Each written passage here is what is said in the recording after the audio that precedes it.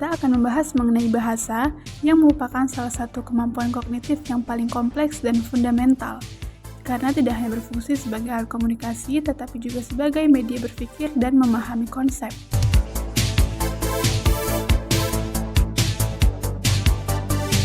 Makna asosiasi merujuk pada hubungan atau keterkaitan yang terbentuk antara kata dan ide yang diwakilinya. Proses asosiasi ini terjadi karena pengalaman kita yang berulang dengan dunia sekitar, yang pada akhirnya membentuk pola penghubungan antara kata dengan objek atau perasaan tertentu.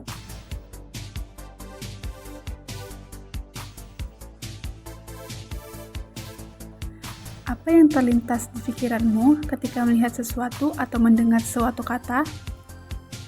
Misalnya, ketika kamu melihat seekor anjing atau mendengar kata anjing. Beberapa orang mungkin berpikir tentang loyalitas. Beberapa yang lainnya mungkin berpikir tentang hewan peliharaan. Atau mungkin beberapa orang lainnya memiliki perasaan takut ketika melihat anjing atau mendengar kata anjing. Proses ini dapat dijelaskan oleh teori pemrosesan kata yang mengungkapkan bahwa makna kata lebih dari sekedar definisi kata yang ada di dalam kamus. Asosiasi ini sangat bergantung pada konteks dan pengalaman individu serta pengetahuan latar belakang yang dimiliki oleh seseorang. Hal itu menunjukkan bahwa pengalaman dan interaksi kita dengan dunia sekitar membentuk koneksi mental, yang mana proses asosiasi melibatkan memori dan pengalaman pribadi seseorang sehingga makna suatu kata bisa sangat bervariasi antar individu. Tata bahasa merupakan aturan yang mengatur bagaimana kata-kata dikombinasikan menjadi kalimat yang dapat dipahami. Komponen yang pertama adalah sintaks, yang mana berkaitan dengan aturan struktur kalimat. Misalnya, anak itu sedang membaca buku.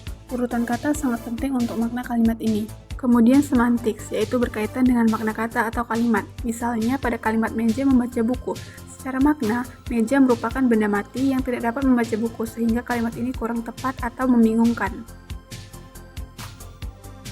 Terkait pengertian makna kata-kata dapat dipahami dalam dua bentuk utama.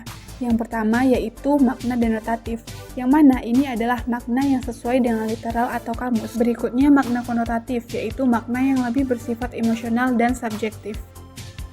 Bahasa diproses di dalam otak oleh berbagai area yang saling berinteraksi. Dua area otak utama yang berperan dalam pengolahan bahasa adalah area Broca dan area Wernicke. Broca terletak di bagian kiri otak, tepatnya di lobus frontal, dan berperan penting dalam produksi bahasa atau berbicara. Area Broca terlibat dalam produksi bahasa. Kerusakan pada area Broca dapat menyebabkan kesulitan berbicara. Sementara itu, area Wernicke terletak di lobus temporal kiri dan berfungsi untuk memahami bahasa. Kerusakan pada area ini menyebabkan seseorang mampu berbicara, tetapi dengan pemahaman yang berkurang terhadap kata-kata yang diucapkan atau yang dituliskan. Linguistik adalah ilmu bahasa yang mencakup struktur bahasa dan berfokus pada deskripsi bunyi ujaran, makna, dan tata bahasa. Psikolog umumnya memandang bahasa dalam konteks bagaimana manusia menggunakan bahasa. Nah, dalam teori linguistik sendiri, bahasa dipahami dalam sebuah hierarki yang terdiri dari berbagai tingkatan, yaitu fonem, morfem, morfologi, dan yang terakhir adalah sintaksis.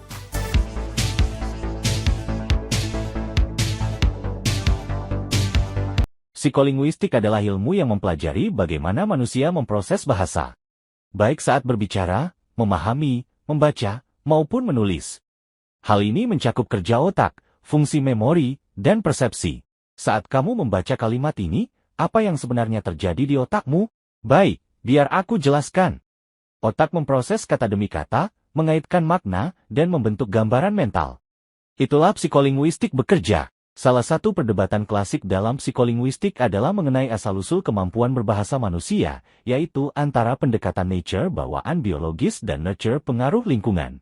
Terdapat dua pendekatan utama nature versus nurture dalam bahasa.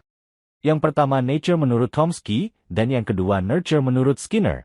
Selain perdebatan antara nature dan nurture, psikolinguistik juga mengeksplorasi gagasan tentang bagaimana bahasa memengaruhi pikiran yang dikenal sebagai hipotesis relativitas linguistik atau Horvian hypothesis. Penelitian awal dalam bidang bahasa dan neurologi ini ditandai oleh temuan Paul Broca dan Karl Wernicke pada abad ke-19.